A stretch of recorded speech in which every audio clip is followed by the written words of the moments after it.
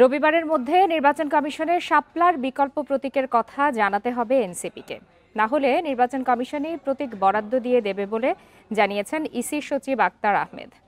শাপলার বিষয়ে ইসির সিদ্ধান্ত অপরিবর্তিত বলেও জানিয়েছেন তিনি। নির্বাচন পরিচালনা বিধিমালা সংশোধন করে শাপলাকে প্রতীকে অন্তর্ভুক্ত করার প্রয়োজন মনে করছে না ইসি। মঙ্গলবার নির্বাচন ভবনে এক ব্রিফিংয়ে একথা বলেন তিনি। শাপলা প্রতীক বরাদ্দ নিয়ে টানাপোড়েন চলছে ইসি ও জাতীয় নাগরিক পার্টির মধ্যে। দল হিসেবে নিবন্ধনের গ্রিন সিগন্যাল পেলেও এখনো অধরা শাপলা।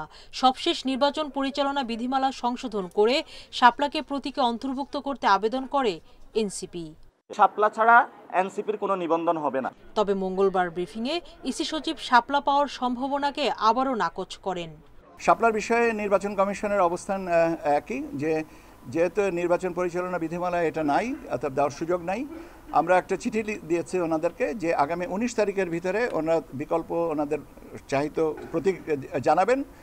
যদি এটা 19 তারিখের ভিতরে না জানান তাহলে স্বীয় বিবেচনায় নির্বাচন কমিশন এ বিষয়ে প্রতীক সিদ্ধান্ত নেবে। ফেব্রুয়ারিতে নির্বাচন ধরেই প্রস্তুতি নিচ্ছে ইসি।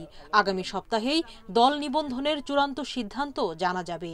আইন শৃঙ্খলা বাহিনীর প্রধানদের সাথে প্রাক নির্বাচনী বৈঠক হবে একই সময়ে।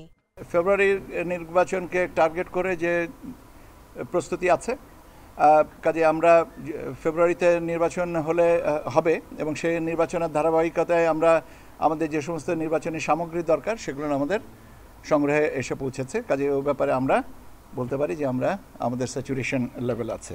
সচিব জানান, অক্টোবরের শেষ বা নভেম্বরের প্রথমে প্রবাসীদের ভোটের জন্য অ্যাপ উদ্বোধন করা হবে। 19টি দেশের প্রবাসীদের ভোটের আওতায় আনতে কাজ করছে ইসি। গণভোট নিয়ে যখন আলোচনাই হয় না, তা আলাদা আর একসাথে এটা তো প্রাসঙ্গিক নয়, প্রশ্নটাই প্রাসঙ্গিক না। সুলতানা জাহান মিতু, ইন্ডিপেন্ডেন্ট নিউজ, ঢাকা।